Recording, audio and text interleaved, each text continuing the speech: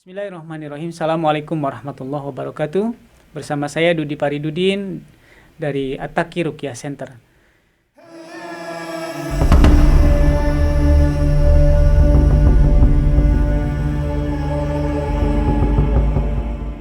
Penting sekali diperhatikan bagi para mu'alij atau bagi para peruqyah untuk dianjurkan atau diperintahkan kepada pasien itu sendiri atau kepada yang diruqyah untuk melakukan hal-hal yang mesti dilakukan oleh pasien itu sendiri supaya tidak terjadi kembali laginya jin kepada beliau.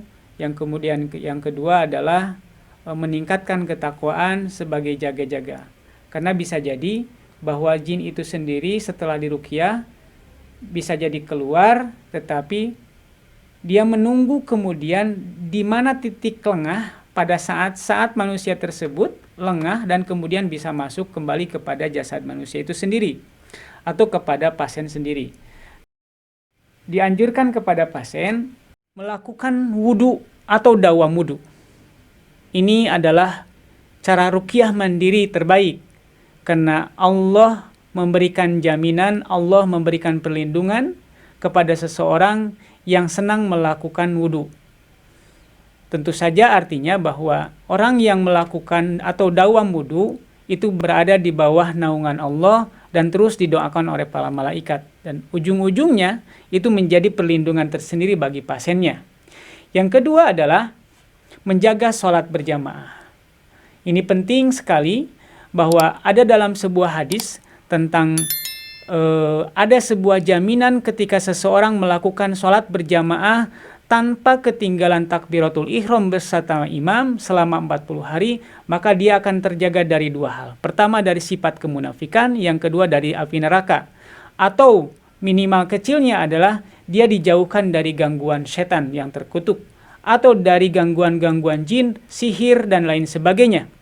Kemudian dianjurkan kepada pasien tersebut membaca bagian-bagian dari Al-Quran secara mudawamah dan bertahap dari mulai Al-Fatihah, diteruskan ayat berikutnya Al-Baqarah, Al-Imran, An-Nisa, dan berikutnya sampai surat An-Nas tanpa memilih dan memilah ayat-ayat tersebut. Namun demikian juga ada beberapa ayat yang disunnahkan untuk dibaca harian. Pertama dari mulai surat Al-Kahfi, kemudian Yasin, Al-Mulk, dan lain sebagainya. Itu disunnahkan dalam beberapa kutipan hadis. Nah, kemudian dianjurkan pula kepada pasien ruqyah adalah menghindar dari sering mendengarkan lagu-lagu. Terlebih lagu-lagunya itu adalah yang bersifat hura-hura atau lebih bersifat kesedihan-kesedihan dan tidak ada nuansa Islami yang benar. Apalagi lagu-lagu tersebut nuansa kemusyrikan, itu sangat sekali harus dijauhkan dari pasien itu sendiri. Atau melihat tayangan-tayangan televisi, video-video atau tayangan-tayangan YouTube yang kemudian bisa merusak mental, sangat diharamkan sekali bagi pasien ruqyah itu sendiri melihat tayangan-tayangan yang bersifat nuansa porno. Ini penting untuk menjaga matanya. Karena Allah sendiri insya Allah akan menjaganya, menjaga hatinya, menjaga matanya, semuanya jasad-jasadnya dengan dimasukkan sebuah halawah iman ke dalam hatinya. Artinya adalah manisnya sebuah iman yang dia rasakan di dalam hati ketika dia bisa menjaga matanya sendiri dari pandangan-pandangan yang tidak senonoh dan yang tidak pantas untuk dia lihat dan tidak berhak untuk dia lihat. Kemudian berikutnya adalah berteman dengan orang-orang soleh. Ini penting sekali karena hati itu perlu diistirahatkan. Salah satu istirahatnya hati itu adalah berteman dengan orang-orang soleh. Orang soleh itu insya Allah sejatinya akan menularkan kesolehannya itu sendiri terhadap orang tersebut. Hingga pada akhirnya ketika dia dalam tahap pengobatan, dalam tahap meracik kembali kepada perlindungan Allah, maka itu akan terbantu dengan dekatnya dengan orang-orang soleh. Setidaknya mendapatkan nasihat dari mereka, melihat wajah-wajah orang yang dekat dengan Allah. Insya Allah itu akan berpengaruh terhadap berhasilnya ruqyah itu sendiri. Kemudian jika wanita misalkan wanita tersebut belum bisa berjilbab atau menutup aurat dengan baik, dianjurkan kepada wanita tersebut untuk menutup aurat secara utuh, sehingga tidak ada satupun dari bagian-bagian auratnya yang dipertontonkan terhadap laki-laki lain di luar suaminya atau di luar keluarganya. Ini penting sekali karena itu bisa mendatangkan baik madaratnya terhadap diri sendiri atau mengundang dosa bagi orang lain. Dan ini sangat disukai oleh setan. Kemudian berikutnya adalah mendengarkan setiap hari minimal sekitar 2 jam dari bacaan Al-Quran. Baik dia membaca sendiri atau mendengarkan atau secara rutin dia mendengarkan sebelum tidur. Ini penting sekali, insya Allah itu akan menjadi penjagaan dari gangguan setan sendiri.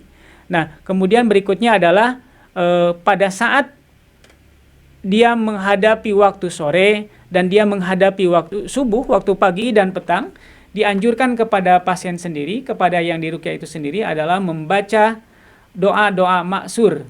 Doa-doa maksur tersebut ada susunan-susunan yang jelas dari mulai dibacakannya Al-Fatihah, kemudian Alif Lam Mim sampai Muflihun, atau kita kenal dari ayat 1 sampai 5 surat Al-Baqarah, kemudian ayat kursi yaitu 255 surat Al-Baqarah sampai 256.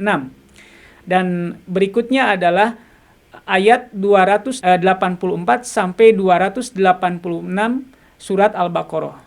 Kemudian dilanjut lagi dengan membaca surat Al-Kafirun 1 kali, kemudian membaca surat Al-Ikhlas 3 kali, Al-Falaq 3 kali, An-Nas 3 kali.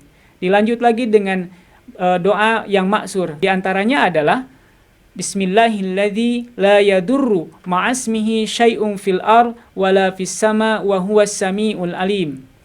3 kali. Kemudian doa berikutnya adalah A'udzu bikalimatillahi tammati min syarri ma khalaq 3 kali.